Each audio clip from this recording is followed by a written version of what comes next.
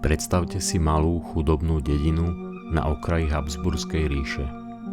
Rok 1725, Balkán, ktorý je len pár rokov po vojnách vyčerpaný hladom, epidémiami a strachom z neznámeho. Noci sú tam dlhé, tiché a plné poverčivých predstáv. Svetlo sviečok je jedinou ochranou pred temnotou, ktorá začína tam, kde sa končí plot farmy. A práve v takejto atmosfére sa odohral príbeh muža menom Peter Blagojevič. Príbeh, ktorý sa stal jedným z najznámejších a najlepšie zdokumentovaných prípadov vampírizmu v Európe. Jeden mŕtvy človek, séria záhadných úmrtí a dedinčania na pokraji hystérie. Tento príbeh nebol len lokálnou legendou. O Blagojevičovi písali európske noviny, diplomati, lekári aj učenci. Dnes sa spolu pozrieme na to, čo sa v skutočnosti stalo. Ako sa obyčajný muž stal legendou a prečo jeho meno dodnes vyvoláva zimovriavky. Začnime tým, kde sa príbeh odohráva. Dedinka Kyslievo, dnešné Kyselievo, v Srbsku, v okrese Rám, bola v 18. storočí izolovaná, chudobná a plná hlbokých folklórnych presvedčení. Ľudia tu žili jednoduchým životom, úplne závislí od úrody, počasia a zdravia dobytka. Po skončení osmanských vojen začali tieto oblasti prechádzať pod habsburskú správu. Dozorcovia, vojaci a úradníci z Viedne prichádzali do sveta, kde boli mýty rovnako dôležité ako zákony. A v tejto neistote stačilo málo. Jeden nevysvetliteľný jav, aby sa dedina ocitla na pokraji paniky. Peter Blagojevič nebol ničím výnimočný muž. Podľa všetkého to bol sedliak, ktorý žil obyčajným životom.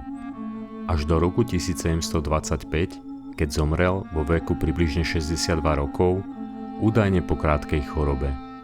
Nič zvláštne, nič netypické. Bežná smrť, akých bolo v tej dobe veľa. Dedinčania ho pochovali, rodina smútila a všetko sa zdalo byť uzavreté.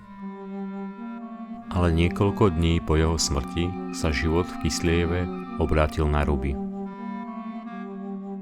Niekoľko dní po Blagojevičovom pohrebe zomrel prvý muž. A zomrel zvláštnym spôsobom. Podľa dedinčanov ešte pred smrťou tvrdil, že ho v noci navštívil Peter Blagojevič. A čo je najdôležitejšie, vraj mu sadol na hruď a začal ho škrtiť. Muž sa zobudil spotený, vyčerpaný a sotva lápal po dýchu. O niekoľko hodín neskôr zomrel. V inej dedine by to možno pripísali chorobe alebo nočným morám, ale v Kyslieve nie. V priebehu niekoľkých dní zomrelo ďalších 9 ľudí a každý z nich pred smrťou tvrdil to isté.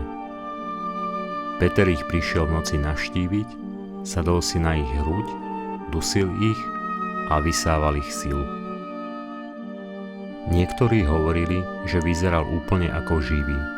Iný, že bol bledý, tichý, ale s prenikavým pohľadom. Blagojevičova žena povedala, že videla tiež svojho muža, prišiel ju poprosiť, aby mu dala jeho topánky. Žena sa zľakla natoľko, že odišla z dediny preč. Podľa iného príbehu prišiel Blagojevič späť domov a žiadal svojho syna o jedlo. Jeho syn mu údajne odmietol dať jedlo. Blagojevič ho brutálne napadol a pravdepodobne ho pohrízol a vypil jeho krv. Dedinčania boli presvedčení, že Blagojevič sa vrátil z hrobu ako vampír. V celej dedine prepukla hystéria. Ľudia odmietali chodiť po zotmení von, deti spávali pri rodičoch a domy zostávali celú noc osvetlené. Správa o podivných úmrtiach sa dostala až k habsburskému úradníkovi Ernstovi Frombaldovi, ktorý mal dohliadnúť na poriadok v regióne. Frombald bol vzdelaný človek. Keď však videl paniku obyvateľov, musel konať.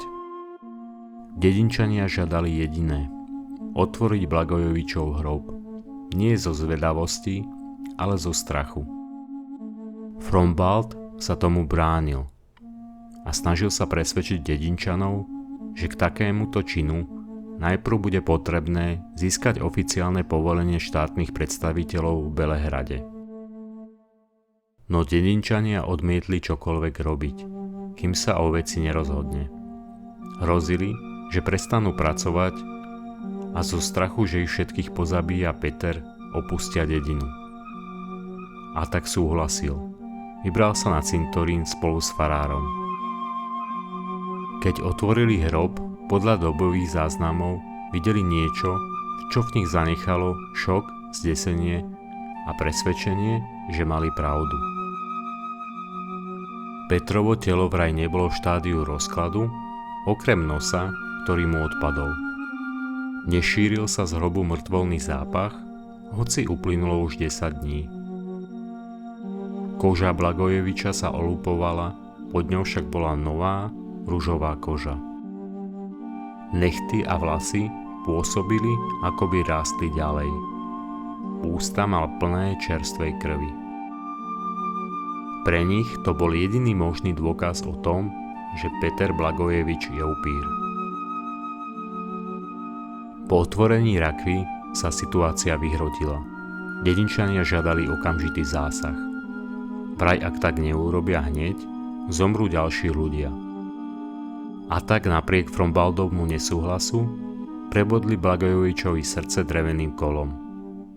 Podľa záznamov vraj z tela začala tiecť čerstvá krv z uší, nosa aj úst. Čo bolo pre prítomných dôkazom, že je upír.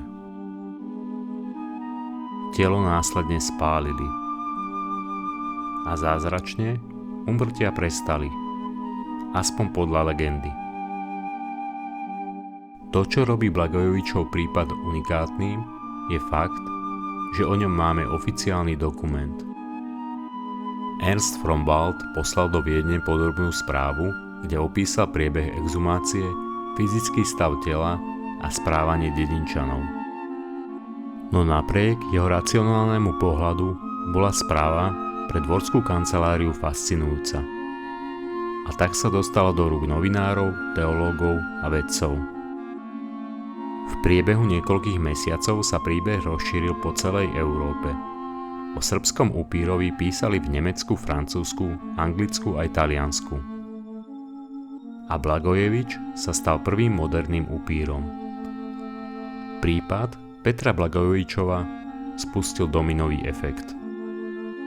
Len o niekoľko rokov neskôr sa odohral ešte známejší prípad Arnold Paul, ktorý vyvolal ďalšiu vlnu paniky a presvedčenie, že Balkán je kolískou upírov.